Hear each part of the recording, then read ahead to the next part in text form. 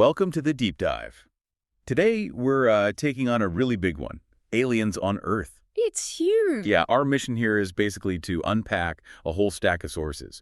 We're looking at everything from, ancient history claims to modern science funding debates. And the massive cultural impact this idea has had, it's not just UFO sightings. Exactly. We're tracing this concept that ETs might have influenced human history, our myths, maybe even our big architectural achievements. Right. And that sets up this core tension, doesn't it, between this, deep fascination and the really strict demands of scientific proof. Absolutely. So you've got the allure of ancient mysteries, the idea of alien help, and then bam, the scientific community hits back with skepticism, budget limits, methodology issues. And that conflict really shapes this whole discussion for you, the listener. Okay, so where do we start? It has to be the ancient astronaut theory, right?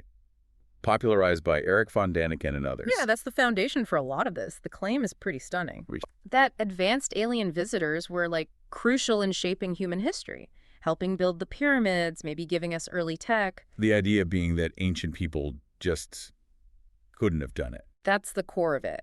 Proponents look at these incredible monuments or complex artifacts and basically say, no way they did this alone. So aliens must have stepped in. Must have provided know-how, maybe even tools. And they point to specific things, don't they? Like the sarcophagus lid of Pakol the Great down in the Maya world. Right. Interpreted as an astronaut at the controls of a spaceship. It's a very famous image in these circles. And it's not just big structures. There are smaller artifacts, too. Oh, yeah. Things like the saguaro bird from Egypt or the Krimbaya artifacts from Colombia. What's the claim there? These are models, essentially. Miniature versions of flying machines, proof of advanced, possibly alien, technology. Okay, and then you've got cave paintings and carvings. Supposedly showing non-human figures, helmets, flying craft. It all gets woven together into this narrative. But looking at this critically, isn't there a huge counter-argument? That this whole approach is kind of insulting to the original cultures. That's the crucial critique, yes. These interpretations almost always ignore the incredible ingenuity and the, deep cultural context of the societies that actually made these things. So by saying aliens had to help build Machu Picchu, you're basically saying the Inca weren't capable. You're devaluing their actual achievements. it sounds like projecting our own biases onto the path. It really does. And if you trace the history of these ancient astronaut ideas, they often link back to, ethnocentric views from the late 19th, early 20th centuries. How so? These older views often ranked societies, implying that lesser cultures needed superior help, maybe European or in this case non-human, for their big achievements. Okay. So the theory can sometimes tell you more about modern assumptions about history than about what actually happened back then. Okay, so that's the historical angle, fills with bias. What about modern science? There seems to be a real disconnect. Public belief in ET life is pretty high, right? Our sources say maybe 58, even up to 65%.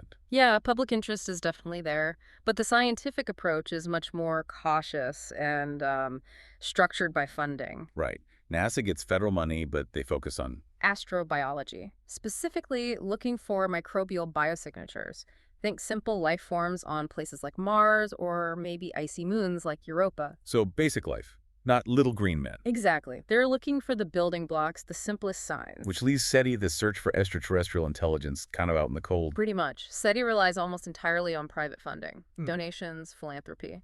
And that creates, what did one source call it, a marginalization cycle. Yeah, precisely. Federal money goes to the safer bet microbial life. SETI, looking for complex signals or technology, stays under-resourced. Which means they can't really mount the huge, expensive searches needed to potentially find something big. It makes it incredibly difficult, which leads us straight into that famous Carl Sagan principle. Extraordinary claims require extraordinary evidence. Seems logical. It does. But David Deming, in one of our sources from 2016, argues that this principle is actually used against the field. It becomes a kind of paradox. How does that work? A paradox? Well, think about it. If you label ET research extraordinary, demanding really high-level proof, okay. but then you withhold the funding and resources needed to even look for that kind of evidence. You guarantee it won't be found. It's a catch-22. You set an impossible bar and then remove the ladder needed to reach it. The methodology itself, maybe unintentionally, acts as a barrier. So the argument isn't just about having evidence. It's about needing the resources to even investigate the hypothesis properly. Exactly. You need to be allowed to look for the extraordinary evidence in the first place. Okay, let's shift from the science labs to, well, us, society. How are people actually expected to react if contact happens? We hear these old warnings, like from the Robertson panel back in '53, about mass panic. Yeah, that was the Cold War fear, right? Mass hysteria. But the more recent evidence, empirical studies, suggest something quite different. People wouldn't freak out. Probably not as a whole. Public reaction is likely to be much more resilient, more stable than that old narrative predicted. Interesting. What's really fascinating is this thing called the third-person effect. Which is? People tend to believe they personally would be calm and rational, Okay. but they assume everyone else would panic and lose control. Huh. So we trust ourselves, but not our neighbors. Basically, yeah. It's a common psychological bias. Speaking of trust, or lack thereof, Yeah. let's talk UAP's unidentified aerial phenomena. There's a huge credibility gap with the government, isn't there? Oh, definitely. That 2019 Gallup poll is striking. 68% of Americans believing the government knows more about UAPs or UFOs than it's telling us. 68%. That's a massive majority. It is. And popular culture plays a huge role here. Think about shows like The X-Files. Trust no one. Exactly. It tapped right into that post-Watergate distrust of authority and amplified it, creating this cultural backdrop where cover-up theories just thrive. And the constant sensationalism probably keeps people hooked, demanding answers. It fuels the demand for disclosure, absolutely. But we should also remember this idea of contact from the sky. It's not just a modern technological thing. You mean older traditions? Yes. Many indigenous cultures, especially in the Americas, have long-standing traditions about star people, about interactions with beings from the heavens. So these modern narratives might have deeper roots. It suggests a much longer cultural conversation about our place relative to the cosmos. And this potential contact, it ripples out into everything, even religion. How so? Scholars are already seriously discussing how major religions, like Christian theology, for instance, would need to adapt. How do concepts like salvation or divine creation work if there are other intelligent beings out there? Wow, yeah. It forces a fundamental rethink of, well, everything. A complete spiritual audit, as one source put it. So, given all these challenges, the funding, the biases, the cultural weight, where does the actual search go from here? What's the future look like? Well, there's a pretty big shift happening in SETI. It's moving beyond just passively listening for radio signals. Towards what? Towards actively looking for technosignatures. Technosignatures, meaning... Signs of advanced alien technology in action. Evidence of their daily life, maybe? Things like massive solar rays around distant stars, industrial pollution in exoplanet atmospheres. So looking for the byproducts of civilization, not just a hello message. Exactly. It's a much broader, more dynamic approach, finding traces of technology being used. And meanwhile, NASA keeps its focus on astrobiology, the core questions. How does life start? What conditions make it possible? They're looking closely at places in our own solar system, like Jupiter's moon Europa or Saturn's moon Enceladus. Because they have those subsurface oceans, right? Potential cradles for life. Precisely. Chasing the fundamental ingredients and conditions for life as we might understand it. Alongside the tech searches, there's also talk about improving how findings are communicated to avoid hype. Yes, that's becoming a big focus.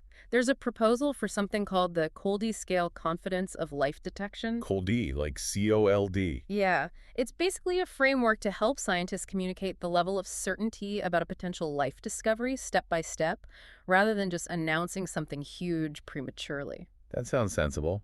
Manage expectations. It does. But maybe the most profound shift, the most critical need, is rethinking the very concepts we use, like intelligence and civilization. How we define them. Exactly. Are our current definitions too Earth-centric? Yeah. Too based on our own specific history and societal structure? If we only look for aliens who act like us, we might miss them entirely if they're fundamentally different. That's the worry. So the push is towards much more interdisciplinary work. Bringing in other fields. Yes. Integrating insights not just from geology and biology, but crucially from anthropology, sociology, even indigenous studies, and the humanities. To get a broader, more culturally sensitive idea of what life or intelligence could even mean out there. It's seen as vital for moving forward, effectively. Wow. Okay, so we've covered a lot of ground. We started with ancient astronaut theories, seeing how they might reflect our own biases, move through the scientific hurdles, the funding paradox where you need evidence but can't get funds to look for it. The catch-22. Right. And then into how society is grappling with this less panic, more skepticism about secrecy, and finally, these new scientific paths like technosignatures and the need for broader definitions. It really feels like the search for life beyond Earth is forcing us as humanity to look inward just as much as outward. How do you mean? It's making us re-examine our own history, confront our biases, and fundamentally question our definitions of intelligence, civilization, and maybe even our own significance in the universe. Which brings us to a final thought for you, our listener, to chew on. If the scientific community itself recognizes it needs to become more interdisciplinary, even integrating perspectives from fields like indigenous studies to really advance SETI, does that suggest something profound? Could it be that some of the deepest insights about potential contact aren't waiting in future telescope data, but might actually be found within ancient, often overlooked human narratives and wisdom traditions?